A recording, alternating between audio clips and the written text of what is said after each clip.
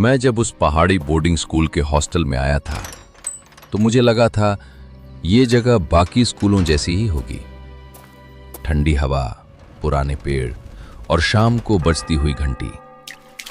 लेकिन पहले ही हफ्ते मुझे एक बात अजीब लगी। हर सोमवार सुबह वार्ड बॉय सबसे पहले रूम नंबर 17 का बिस्तर बदलने जाता था। कहते थे ये हमेशा गीला होता है। मैं समझा शायद कोई बच्चा रात को बीमार पड़ गया होगा, पर फिर हर सोमवार वही बात, बिना किसी छात्र के रहने के बावजूद। एक रात मैं पढ़ते पढ़ते सो नहीं पाया। बाहर बारिश की हल्की आवाज आ रही थी। हॉस्टल के कॉरिडोर में पीली लाइटें झिलमिला रही थी। तभी मुझे लगा जैसे किसी के रोने की आवाज आ रही हो, धीमी, दबी हुई, जैसे कोई तकिए में मुंह छुपाकर रो रहा हो। आवाज सीधी रूम 17 से आ रही थी। मैं दरवाजे के पास गया। दरवाजा खुला ही था, लेकिन अंदर अंधेरा। टॉर्च जलाई तो देखा बिस्तर पूरी तरह भीगा हुआ था, जैसे किसी के आंसुओं से नहीं, बल्कि ठंडे पानी से। तकिए पर हल्का सा गड्ढा, जैसे कोई अभी अभी उठा हो, पर कमरे में कोई नहीं। अगली सुबह मैंने सीनियर से पूछा। उसने हंसकर टाल दिया, अरे वो रोता हुआ लड़का है, हर सोमवार आता है। जब मैंने ज्यादा पूछा तो उसका चेहरा गंभीर हो गया।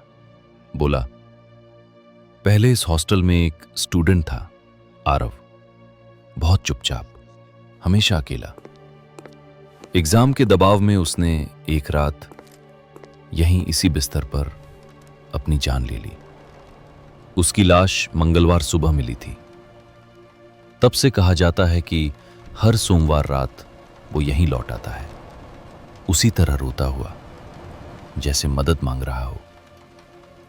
मैंने सोचा ये बस कहानी होगी, जूनियर्स को डराने के लिए। लेकिन अगले सोमवार रात मुझे फिर वही आवाज सुनाई दी, इस बार और पास से। कॉरिडोर में हल्की हल्की चाल की ध्वनि, जैसे कोई नंगे पांव चल रहा हो। मैं डर के बावजूद दरवाजा खोलकर बाहर निकला। लाइट के नीचे एक पतला सा साया खड़ा था। उसके कंधे हिल रहे थे, जैसे वो सिसक रहा हो। मैंने हिम्मत करके पूछा, कौन हो तुम? वो धीरे से मुड़ा, चेहरा बिल्कुल पीला, आंखों के नीचे काले घेरे, और आंखों से पानी नहीं, बस खालीपन टपक रहा था। उसने बहुत धीमी आवाज में कहा, मुझे नींद नहीं आती। सोमवार को। उस पल मुझे लगा जैसे सारी हवा जम गई हो। कहीं से नाइट बेल की आवाज आई और उसी के साथ वो लड़का गायब हो गया। बस जमीन पर पानी की बूंदें रह गईं। अगली सुबह प्रिंसिपल ने ऐलान किया कि रूम 17 हमेशा के लिए बंद रहेगा। बोले, वहां नमी की समस्या है। लेकिन मैं जानता था वो नमी दीवारों से नहीं, किसी याद से आ रही थी। महीने बीत गए।